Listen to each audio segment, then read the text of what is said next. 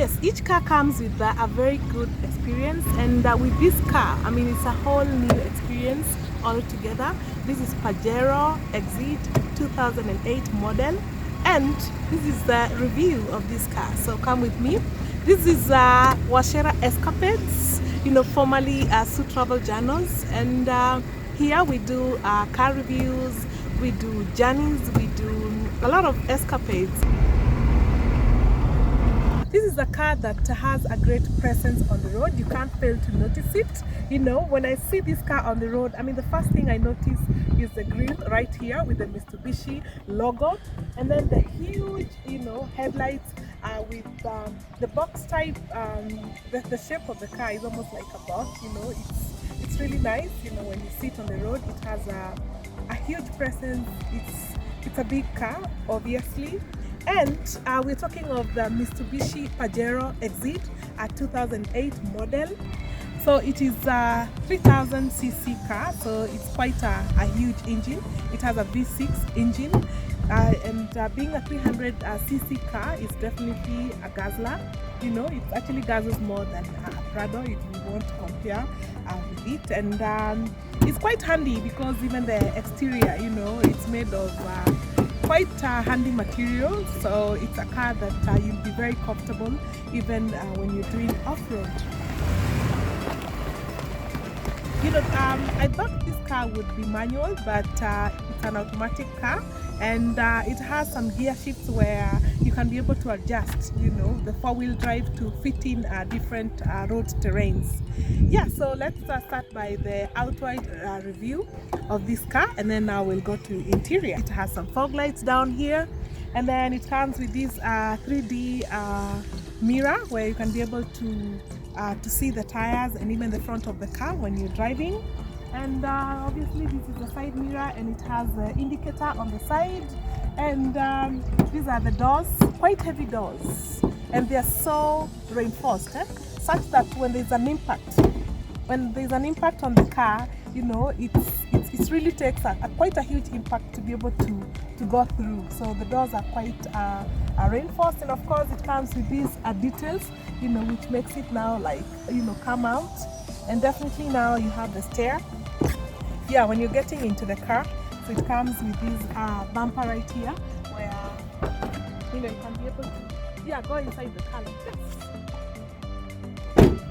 Yeah, this is the back side of this car, and we have the spare wheel right here, quite secured. This car uses petrol. You would think probably it's a diesel, but this kind of a car is the engine is petrol, and but the fuel tank is on the driver's side. Yeah, these are the tires right here, 17-inch, quite huge, with the alloy rims.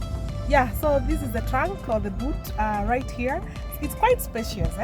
So if you're someone who loves going to the village and you're bringing in your supplies, I mean, this place will even fit even almost a cow. I mean, it's quite big.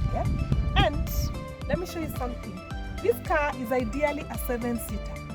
Okay, so for now we have the 5-seater, but now if you have more passengers, you can convert this car into a 7-seater. And you have your seat secured inside here. Okay, this one, if you just put it up here, it becomes another seat, and it can be able to fit 2 more persons right here. Yeah, we're already reviewing the inside of this car, and as I told you earlier, the sound system of this car is quite crazy.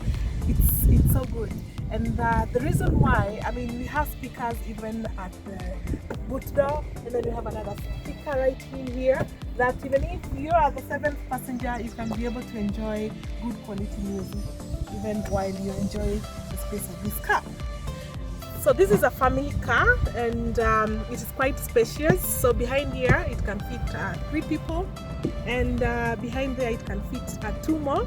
The leg room is quite spacious. It's so comfortable, and even if you're doing a long distance, you're assured of being comfortable even throughout the ride. Yeah, so you still see more speakers on the door, Yeah, so you know the sound system is quite good.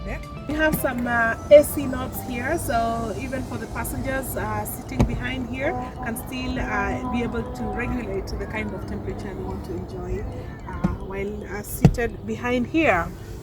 So the driver of this car gets to enjoy a few functions that have been loaded on the steering. And then we have the speedometer, which goes up to 220. You know, that's quite a high speed.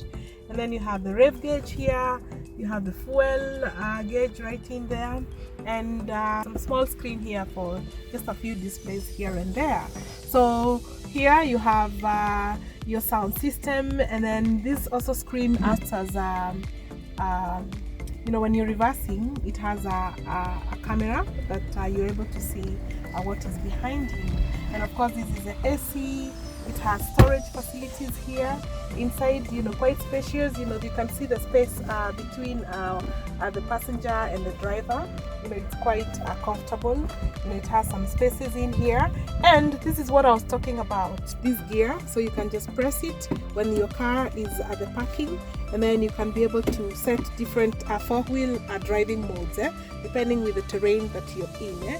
So I'm driving this car, and you know, I'm used to driving small cars, and I can already feel the difference. I think you know, this car feels quite heavy on the road. It just feels huge. I'm used to smaller cars, and I don't know. I think even when you're driving a bigger car, I think the other thing that comes into mind is just the space. You know, if you have a smaller car, it's very easy to pass through a small space. But now this one, you really have to do your maths. Even when you're exiting a gate or when you're just moving, you really have to really check so that you're not hit on the side, because you feel it's quite big when you're here. But one thing I like about this car is the headroom. I mean, I can almost raise my hand, you know, when I'm inside the car, because the headroom is quite high. Okay, well, I'm not that tall, but you know, the headroom, even for a very tall person, to still be able to accommodate getting the grip of the car. So, you know, it's quite heavy on the road. You feel it is really hugging the road quite well. Yeah, so far I've done up to 80, and you still feel the car is quite, you're quite in control of the car.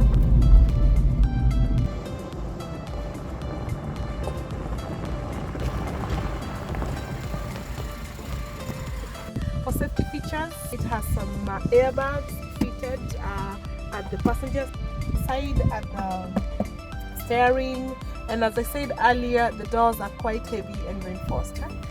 Yeah, so this car currently it's consuming around 1 liter per 7.3 kilometers.